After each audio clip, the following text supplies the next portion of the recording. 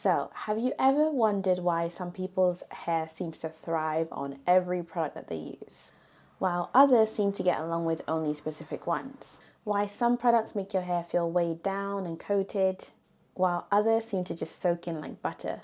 Why some products just don't seem to work and others seem to work wonders? So today I'm going to talk about how all of this may be down to your porosity.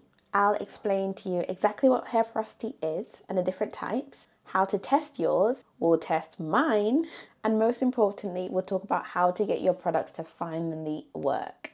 I'll even throw in some product recommendations as well to get you on the right track. Now, I'm no natural hair expert. I'm just someone who successfully grown their hair to tailbone length twice, who is currently on a journey to thigh length. And lately, I've been really refreshing my mind on the basics of hair care, and so I wanted to look back and research porosity once again. And since I decided to brush up my knowledge, I thought I'd come and share it with you, loves. And I'm probably also going to be making some changes to my regimen based on what we've learned today. If you're new here, I'm Maya, and this is If She So Pleases, the place where I turn my interests into goals, goals into achievements, and my achievements into inspiration. And my current obsession is hair, so welcome. So before we get into it, I will say this: if it ain't broke, please don't endeavor to fix it. Maybe you're currently doing something against what I say in this video, but if it works for your hair, please continue to do so. Same thing for me. If I find out I'm a certain porosity and I'm doing something that seems to work that's against that, I'm gonna keep that, honey. So please feel free to each his own. So let's get right into it. So what is porosity? So long story short, porosity is your hair's ability to absorb and hold in moisture and products. Your porosity can be a result of your genetics, how you treat your hair, environmental factors, and if your hair has any damage as well. And it basically describes how open or closed your hair cuticles are.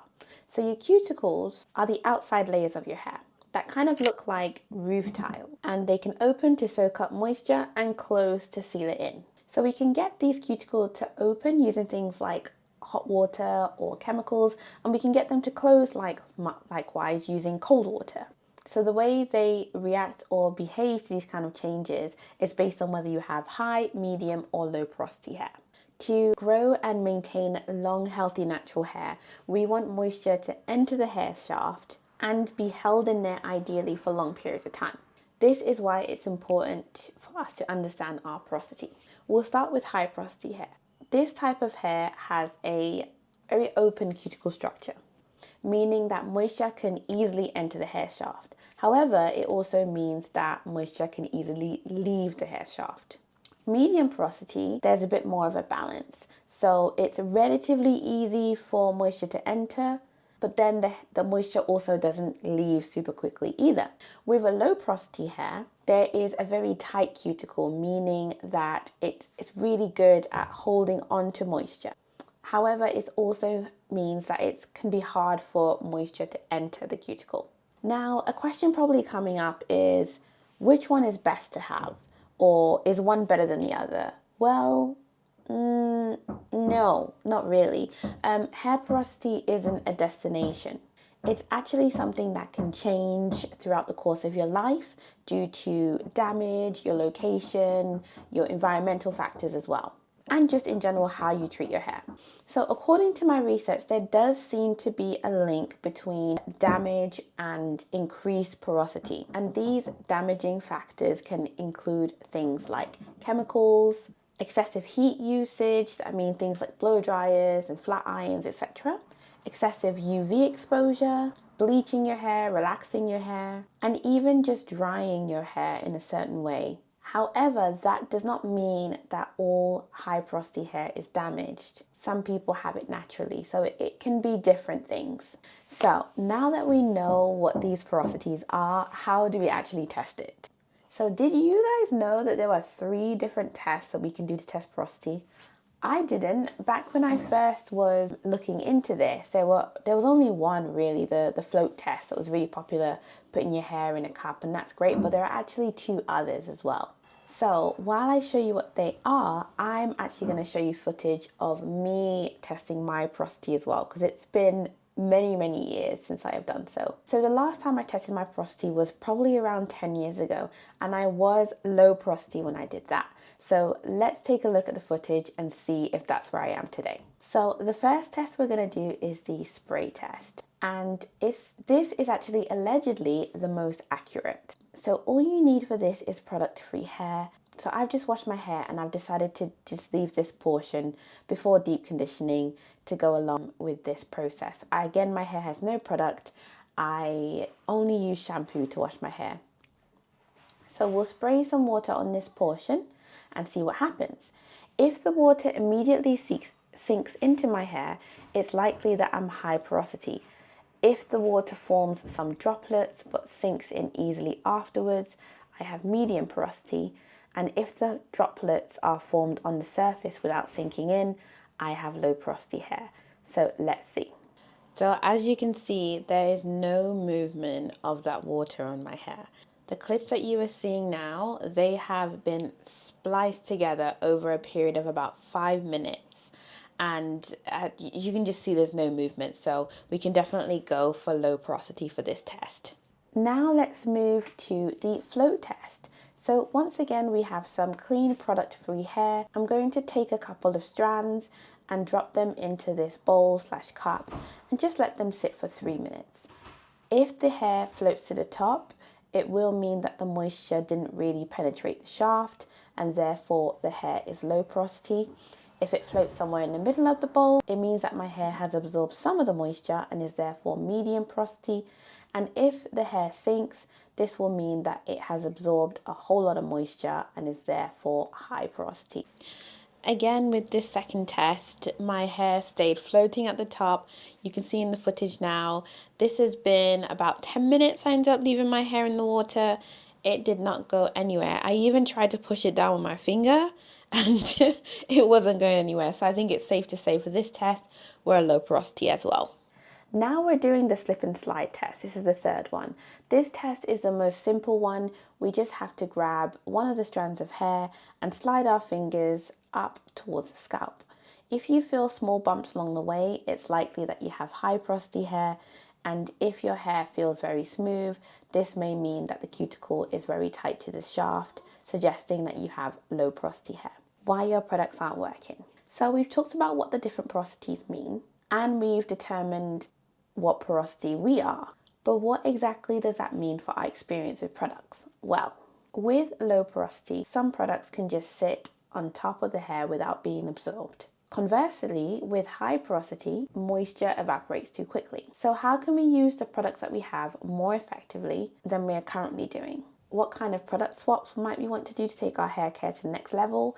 And what kind of changes or things can we incorporate into our regimens as well, just to make it better for our hair? So if you have high porosity hair, you might find that you're conditioning your hair and moisturizing often, but that your hair constantly sort of feels dry or just feels a little bit thirsty. You may also find that when you wet your hair dries very quickly or absorbs products quickly but feels dry afterwards. So we're gonna need products that help to lock in the moisture and keep it in. So we want moisturizing products to help penetrate the hair, to moisturize, and we want oil or butter-based products to seal that moisture in. If you are high porosity and you're currently using a clarifying shampoo, i.e. you're using a shampoo that's quite harsh, that leaves your hair quite stripped once you've finished using it, my research has shown that might be a bit too much from your hair, and that's something that you might not need to use very often. So to avoid the feeling of your hair feeling very stripped or very dry after shampooing,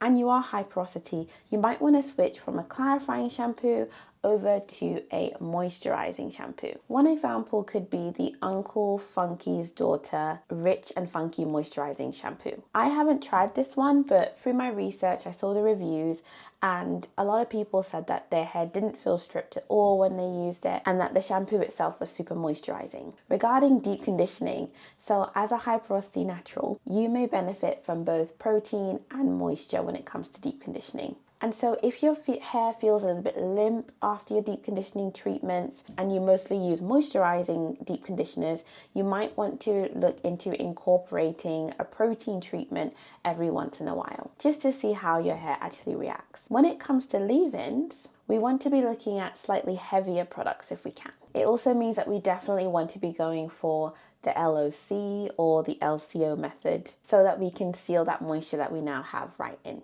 Also, one bonus tip is if you can find products that have film-forming humectants, they can be very, very beneficial for your hair as well as a high porosity natural. Film-forming humectants are ingredients that kind of form a protective yet pliable layer on the hair shaft, and they draw moisture in while also preventing moisture from escaping. And they're particularly beneficial if you live in humid or dry conditions. So examples of them include things like aloe vera, flaxseed, and marshmallow root. If you're used to using leave-in conditioners and you've just found out your high porosity and that's where you usually stop, you want to also incorporate a sealant.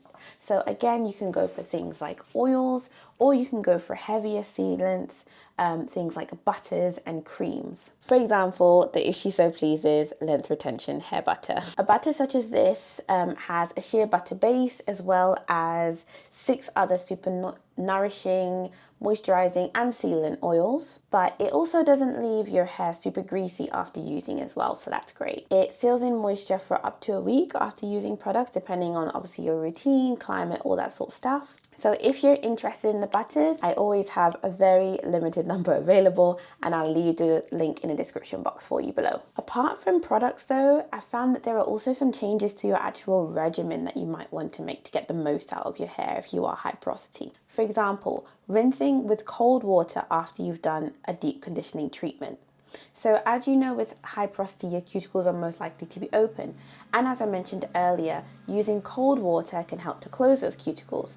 So using cold water right after a deep conditioning treatment means that you can help to seal in all that goodness that you've just gained from the deep conditioner rather than letting it all escape. Another thing you can do is reduce frequent wetting of your hair. Because your hair takes in a lot of moisture every time it gets wet, too much moisture can help to weaken your hair, unfortunately, when you have high porosity. So if you're someone who wets your hair once a day, twice a day, and you feel it's a bit limp, it's a little bit mushy, you might want to reduce the number of times that you're actually wetting it to give it a chance to recover so it doesn't become fatigued and weaken over time. If you usually use heat with your deep conditioner and your high porosity, you might want to stop this because, as we mentioned earlier, heat helps to keep the cuticle open. So if you're using heat and again you feel like your hair is a little bit limp and things like that after your deep conditioning treatment, maybe you don't need the heat. Maybe you can just put the product on, put on a cap and call it a day like that. And again, try rinsing with the cold water, as I mentioned earlier. So low porosity. Low porosity means that your hair is actually resistant to moisture getting in. But once we do get that moisture in, we don't need to exert a lot of effort to keep the moisture in. First things first, I found that it's beneficial to add products to your hair when your hair is damp and not completely wet when you have low porosity. And that's so that the hair is not filled by the water, so the products can actually penetrate the hair. Being low porosity also means that your hair can be very prone to build up. It also means that your hair can be protein sensitive, so you want to keep an eye on how much protein is actually included in your routine and see how your hair reacts to it. If you use protein-based products, so products that have things like coconut oil as a base, silk proteins, keratin, and your hair feels hard afterwards, then you might be protein sensitive. We want to use moisture-rich products like jojoba oil, and we also want to make sure we're cleansing our hair properly so that we can avoid buildup completely. Also, depending on the climates we're in, we can benefit from using humectants. So not the film-forming humectants that I mentioned earlier, but regular humectants. So things like honey and also things like glycerin. But one note to add, if you like to wear loose style styles with definition, so things like twist outs, braid outs. Just so you know, humectants do draw moisture to your hair, and so your styles are likely to not last as long. So when it comes to shampoos, my research has shown that because we want to avoid buildup, we want to go for more clarifying shampoos. They don't have to be used every time you wash your hair, especially not if you wash your hair very, very often, like once a week and so on and so forth. But at least every few weeks, we want to be clarifying the hair and just making sure that there's no buildup, basically. And you can know your hair has buildup by, if you're using the same products and you're not getting the same results, you may have buildup.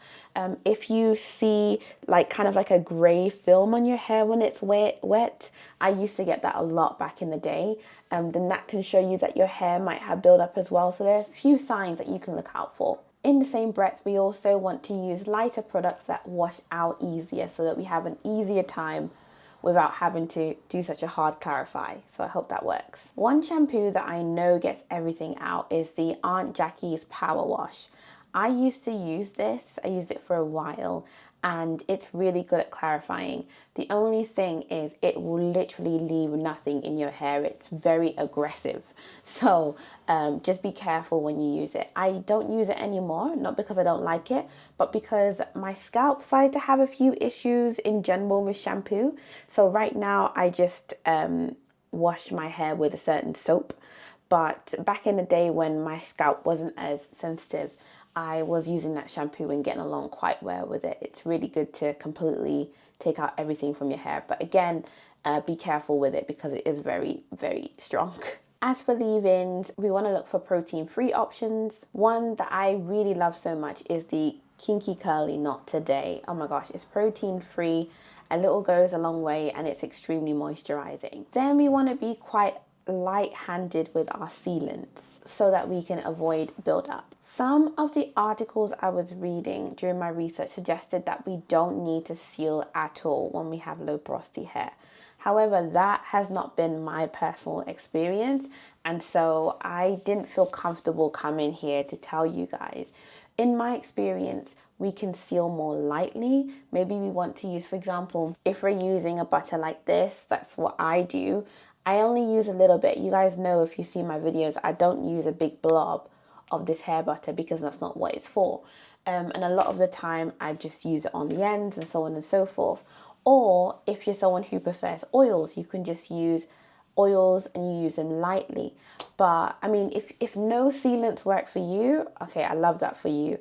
But me personally, that has never been the case. My hair has always benefited from sealants. So I guess it's a point where you have to do trial and error and just see what works best for you. Also, if you are a low porosity girly and you don't use any sealants at all, as in you just use a leave-in conditioner, please comment down below. Let me know how that's going, how that feels.